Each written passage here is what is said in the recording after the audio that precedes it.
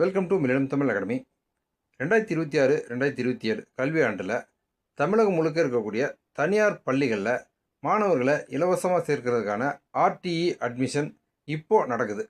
So அது பற்றின முக்கியமான இன்ஃபர்மேஷன் தான் நம்ம இந்த வீடியோவில் பார்க்க போகிறோம். ஸோ கல்வி உரிமை சட்டம் மூலமாக மாணவர்களை இலவசமாக சேர்க்கிறதுக்கு என்ன தகுதி இருக்கணும், என்னென்ன ஆவணங்கள் தேவை, ஸோ முக்கியமாக ஒரு பள்ளியை நம்ம எப்படி தேர்ந்தெடுக்கிறது, இந்த முக்கியமான இன்ஃபர்மேஷன் தான் இந்த வீடியோவில் நம்ம பார்க்க போகிறோம். ஸோ வீடியோவை ஸ்கிப் பண்ணாமல் பாருங்கள். நம்ம சேனலை சப்ஸ்கிரைப் பண்ணிக்கோங்க. இந்த வீடியோவை உங்கள் ஃப்ரெண்ட்ஸ் நிறைய பேருக்கு ஷேர் பண்ணுங்கள். ஸோ கல்வி உரிமை சட்டம் மூலமாக தனியார் பள்ளிகளில் மாணவர்களை இலவசமாக சேர்க்கறதுக்கான இணையதளம் இதுதான். இதுக்கான லிங்க் நான் உங்களுக்கு டிஸ்கிரிப்ஷனில் கொடுக்குறேன். ஸோ இந்த இணையதளம் மூலமாக நம்ம ஆன்லைனில் மட்டும்தான் அப்ளை பண்ண முடியும். ஸோ இந்த லிங்க்கை ஓப்பன் பண்ணிக்கோங்க. இதில் ஃபஸ்ட்டு உங்களுக்கு வியூ ஸ்கூல் லிஸ்ட் அப்படின்ற ஒரு ஆப்ஷன் இருக்கும். ஸோ அதை கிளிக் பண்ணிங்க அப்படின்னா தமிழ்நாட்டில் இருக்கக்கூடிய அனைத்து மாவட்டத்திலையும் எந்தெந்த பள்ளிகளில் இந்த அட்மிஷன் நமக்கு கிடைக்கும் அப்படிங்கிற தெளிவான தகவல். உதாரணமாக அரியலூரில் 78 பள்ளிகளில் இந்த அட்மிஷன் இருக்குது. செங்கல்பட்டில் 249, சென்னை 635. ஸோ இப்படி ஒவ்வொரு மாவட்டத்திலையும் எந்தெந்த பள்ளிகளில் இது கிடைக்கும் அப்படின்ற லிஸ்ட் கொடுத்துருக்காங்க. உதாரணமாக நம்ம இப்போ அரியலூர் பார்த்துக்கலாம். நீங்கள் உங்களுக்கு எந்த மாவட்டம் தேவைப்படுதோ அந்த மாவட்டத்தை நீங்கள் பாருங்கள். அரியலூரில் பார்த்தீங்க அப்படின்னா கௌதம புத்தர் மேனேஜ்மெண்ட்டு. ஸோ இது மாதிரி உங்களுக்கு Jayam NNP school, so Seeniammal NNP school. So இது மாதிரி வரிசையாக உங்களுக்கு அரியலூர் மாவட்டத்தில் எந்த பள்ளிகளில் இந்த ஆர்டி அட்மிஷன் இருக்குது அப்படின்ற தகவல். இதே மாதிரி உங்களுக்கு எந்த மாவட்டத்துக்கு நீங்கள் பார்க்க விரும்புகிறீங்களோ அந்த மாவட்டத்துக்கு பார்த்து நீங்கள் தெரிஞ்சுக்கலாம். ஸோ இது ஸ்டார்ட் அப்ளிகேஷன் அப்படின்னு ஒரு ஆப்ஷன் கொடுத்துருக்காங்க. ஸோ அதை கிளிக் பண்ணிங்க அப்படின்னா நீங்கள் 5 விதமான அந்த தகவலை நீங்கள் ஃபில்அப் பண்ணுற மாதிரி இருக்கும். First personal details, second parent details, மூணாவது அட்ரஸ் டீட்டெயில், நாலாவது டாக்குமெண்ட்ஸு, அஞ்சாவது செலக்ட் ஸ்கூல். ஸோ இந்த 5 விதமான ஸ்டேஜில் நீங்கள் இந்த அப்ளிகேஷனை முழுமையாக ஃபில்அப் பண்ணுற மாதிரி இருக்கும். உதாரணமாக ஃபஸ்ட்டு உங்களுக்கு பர்சனல் டீட்டெயிலில் போனீங்க அப்படின்னா குழந்தையின் பெயர், ஜெண்டர், பாலினம், ஆணா பெண்ணா, பிறந்த தேதி, அதுபோல் உங்களுக்கு ஒரு பாஸ்வேர்டு. ஸோ இந்த அப்ளிகேஷனுக்கு நீங்கள் ஒரு பாஸ்வேர்டு நீங்களே க்ரியேட் பண்ணிக்கணும். உதாரணமாக அந்த குழந்தையோட பெயரில் ப்ளஸ் டேட் ஆஃப் பர்த் சேர்த்து. ஸோ இது மாதிரி உங்களுக்கு எது வசதியான ஒரு பாஸ்வேர்டோ அந்த பாஸ்வேர்டு போட்டுக்கோங்க. Plus confirm password. ஸோ அதே பாஸ்வேர்டை மீண்டும் நீங்கள் டைப் பண்ணி அதை கன்ஃபார்ம் பண்ணிக்கலாம். அடுத்து ரிலீஜியன், மதம், கம்யூனிட்டி, எந்த கம்யூனிட்டிலேருந்து எந்த கம்யூனிட்டி சேர்ந்தவங்க நீங்கள் அப்படின்ற தகவல், மொபைல் நம்பர், அலைபேசி எண், அதுக்கு கீழே eligible class as per date of birth. So பிறந்த தேதியின்படி விண்ணப்பிக்கக்கூடிய வகுப்பு, எல்கேஜியா ஃபஸ்ட் ஸ்டாண்டர்ட் அப்படின்ற தகவல், இமெயில் ஐடி இஃப் எனி, உங்களுக்கு மின்னஞ்சல் முகவரி இருந்தது அப்படின்னா அந்த தகவலை நீங்கள் கொடுத்துடலாம்.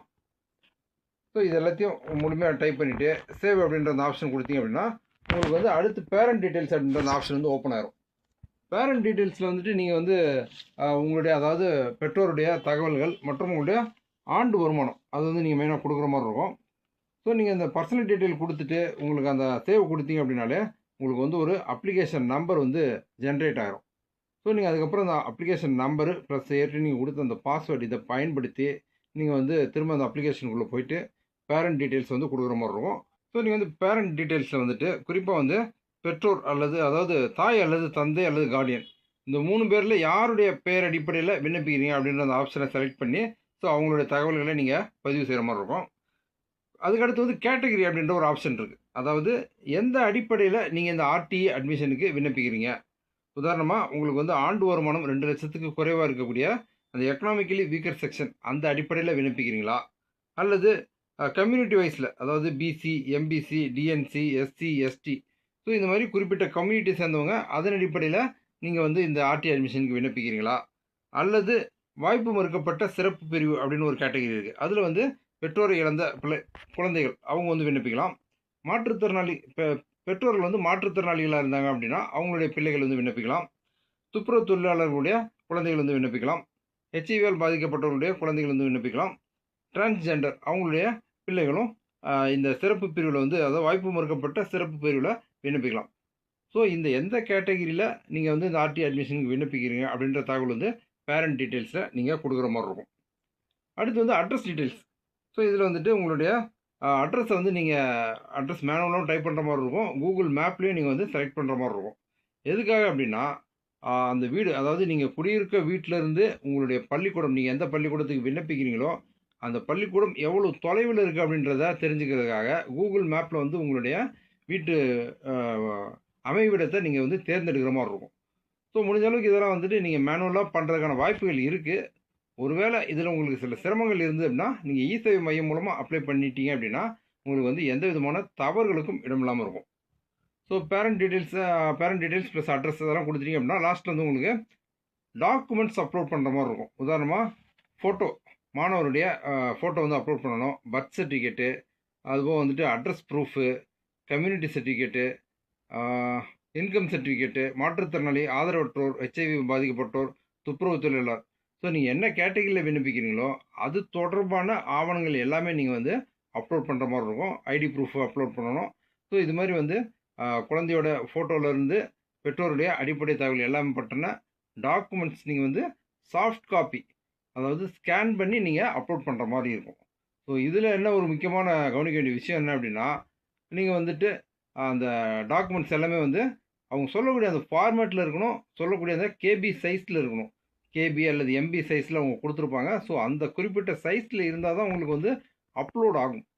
ஸோ இது மாதிரியான டெக்னிக்கலான விஷயங்கள் வந்து இண்டிவிஜுவலாக பண்ணுறதுல கொஞ்சம் நிறைய பேருக்கு சிரமங்கள் இருக்கும்.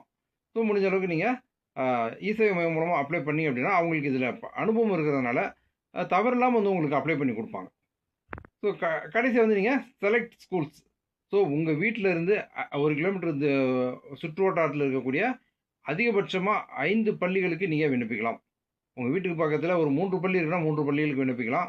2 பள்ளிகள் இருக்குது அப்படின்னா 2 பள்ளிகளுக்கு விண்ணப்பிக்கலாம். இல்லைன்ற என்னுடைய வீட்டிலேருந்து ஒரு 5 பள்ளிக்கூடம் வந்து 1 கிலோமீட்டர் டிஸ்டன்ஸ்குள்ளே இருக்குது அப்படின்னா நீங்கள் அந்த 5 பள்ளிக்கூடத்திற்கு அதிகபட்சமாக விண்ணப்பிக்கலாம்.